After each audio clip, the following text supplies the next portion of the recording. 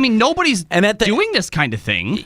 I mean, do you know anyone else off the top of your head? I mean, Overwatch could, but They could. but like, I mean, technically, Final Fantasy 15 did this, and they did it really well. The anime for it was really good, though. Nika, stop. Nika, stop it. Nika has a completely unbiased opinion on everything. Absolutely. How excited are you for this new round of DLC that's going to be coming for Final Fantasy 15? Really excited. Are you serious? Are you really excited you can play as anyone finally after a year of being, out?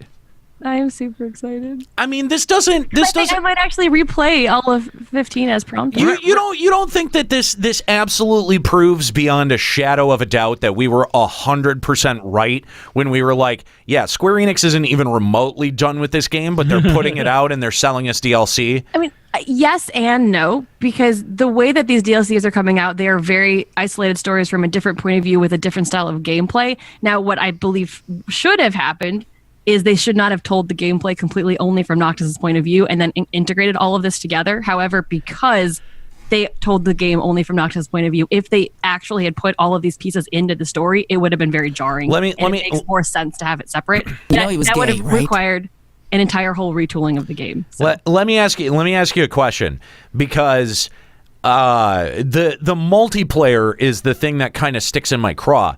It's a lot of fun. Yeah, but do I have to buy anything?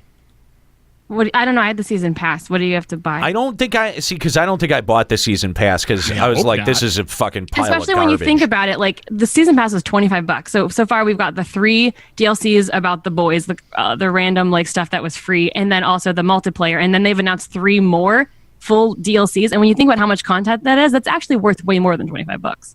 Yeah, but I mean, is the season pass going to count for the second round of DLC? I think it better. No. Get ready, Nika, because there's going to be season 2 season pass. 2 pass. Yeah. Oh, there you go. Season 2 pass. I like that. If they announce that, I will let you know my feelings at that time. If the season pass still counts for everything, which, when they sell season passes, they always say this gives you all the DLC. This gives you all listed DLC, and at that time, it was everything through multiplayer. You gave up those rights. If I have to, I'll get back to you whenever. I swear to God, if they're nickel and diming all of this shit out, like. I'm telling you, this is the worst way. I'll let you know. This is the worst way to sell a fucking video game. You know what grinds my gears most about it is hear about what grinds your gears, Peter? Grinds your gears? What is it, Peter Griffin? So Square Enix is so notorious, especially recently, of being like, oh my God, this project is so big, we have to take people off of every other project and put them onto this. FF15's been out for a year. It's still not done. They're still churning out content for it. So what's going to be happening to like the FF7 remake, Kingdom Hearts 3, anything else they're working on? When are those going to get It's finished? Also promising to look at it this way, though. FF15 came out, and while it had some good reception, it had a lot of issues with it. And so instead of just saying, like, let's just drop it and move on to the next thing. I wish they would have. But the thing is that they're delivering their they gave promises and they're actually folling through. 11 years later. Unlike another Final Fantasy dev that we could name, and I'm not going to. They are at least like sticking to this and not letting it just fall. All right.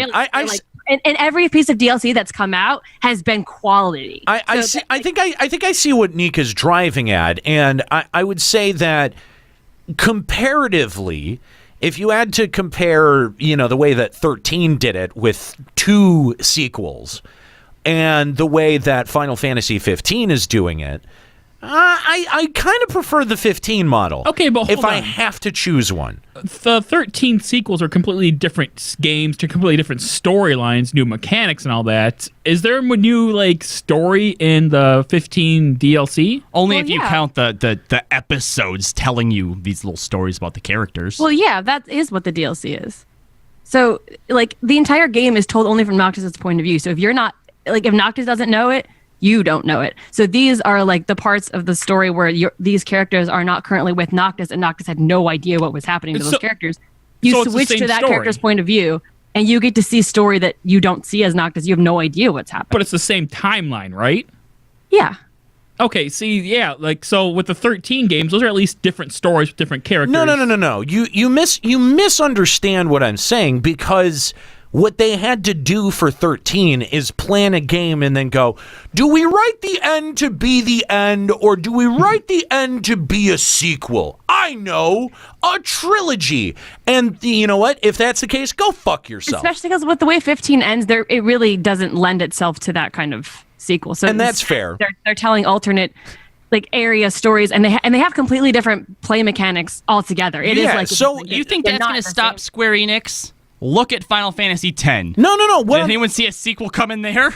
But that's you are not yeah. wrong. Yeah, there. You yeah. are not. But I mean, like, if that's it, listen, we know that Square Enix has to figure out a way to try to continue to make money off of its products. It's not balancing its games to be, driven off of sales, right? Like it balances its models for developing games off of what it can make off of a secondary market.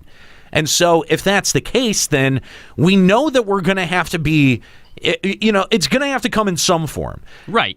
I would much rather it be in the form of DLC that I can opt out of. As opposed to either a new game or microtransactions.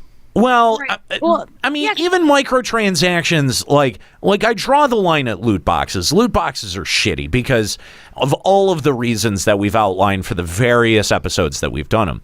Microtransactions, a one-to-one microtransaction, I don't really have that much of a problem with, except when it's tied to gear or stats, because I think that that's just pay to win. Yeah. And as long as it's cosmetic, I'm pretty fine with it.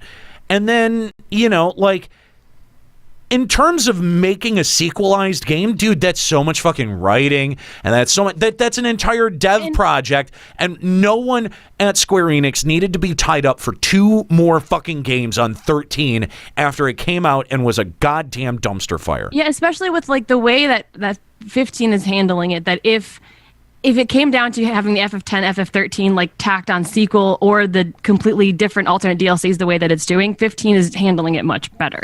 Yeah, and also I'll with the give you that. multiplayer, they have promised that there's actually going to be updates where there's new quests added, that you can actually play as not just your original character, but also like the actual characters from the game. And all of that, I believe, is going to be free editions. None of it's going to be like pay $5 and get to play as Prompto. Like it's all going to be added in with the original price. My point about the multiplayer is that out of all of the DLC that they've added, that was the one thing that felt like, that's pretty core to the experience of all games, and I don't feel like I should have to pay to have access to it. Well, it would be like, let me tell you though, it would be like how it works. Well, hang on. No, I don't know how it works, but it would sort of be like if Metal Gear 5 charged an additional access fee, like, hey, another $10 and you'll get Metal Gear Online. I would have had a problem with that. Like, fine, put cosmetic microtransactions into your multiplayer. That I don't really give a shit about. But if you're charging me $10 to get in the door, I'm gonna have to stop. I see what you. you're saying. However, the multiplayer for 15 is actually like another episode. Like it's canon, it's part of the story. You're playing as an original character who was actually a hunter during a certain period of the game, and you're actually finding out what other people were doing while Noctis wasn't there. And it's canon. Like the story of the multiplayer is canon. So not only is there multiplayer quests you can do, it's kind of like Peace Walker, how you can play multiplayer if you want to, or there's also one-player story missions that are only one player, and those are the story ones. And then there are options to run with AI or to run with real players. So you can actually play the multiplayer alone if you want to, because it's canon to the story of 15. I thought it was really, really, really well done and very fun. I mean, and that does sound interesting, and it sounds like they justified it well. It's just I still feel like that's too much of a core part of the product to leave off of the initial buy. Well, the other thing to keep in mind, too, is since it's multiplayer, even though, yes, there is the option to go with AI, you still want people to play it, and by putting another door in front of them, paying to get in, you are limiting the number of people that are going to do it. That, too, yeah. I think that's actually true, but there's a ton of people. Like I could pick the most random ass mission and get an entire full party. But it like, won't always be. It won't. That's true, but that's why the AI option is there. It won't always be like in our next story.